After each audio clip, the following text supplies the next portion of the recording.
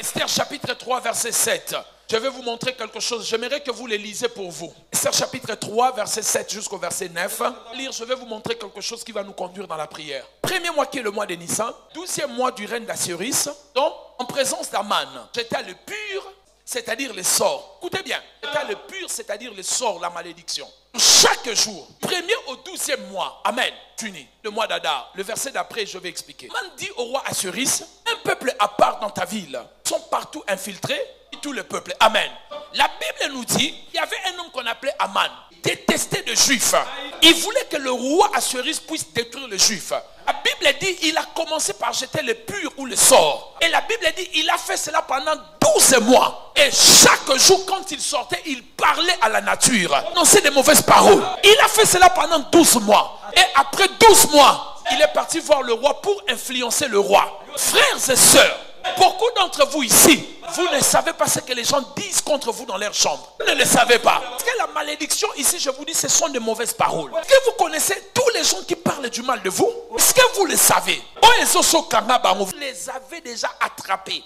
Mais ce que tu n'as pas entendu, est-ce que tu le sais? Est-ce que tu sais ce qu'ils disent? Ses sœurs, ne prenez pas cela à la légère. Man a prononcé pendant 12 mois de méchanceté. Au bout de 12e mois, quand il a vu le roi lui a donné le go. Il dit, va détruire ce peuple. Avant de le faire, il les a d'abord maudits. Pendant 12 mois, nous voulons prier pour des malédictions cachées.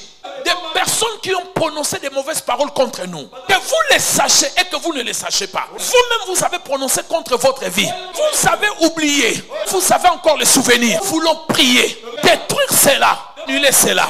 Si vous ne le faites pas, la Bible déclare, ville de Jéricho est sous la malédiction, selon la parole de Josué. La malédiction a été annulée, selon la parole d'Élisée. Il fallait une autre personne pour annuler ce que Josué avait dit. Et ce n'est pas n'importe qui. Josué a remplacé Moïse.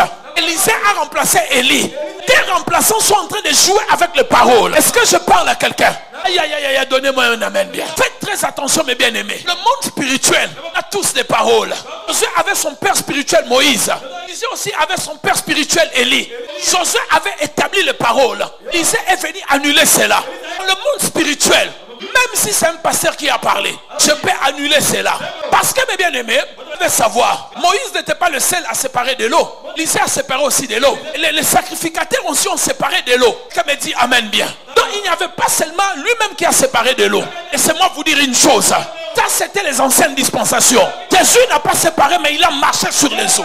Nous venons avec la dispensation de Jésus. Même si celui qui t'a maudit a séparé l'eau, nous savons celui qui marche sur l'eau. Nous allons annuler leurs paroles. Nous allons annuler leurs paroles. Au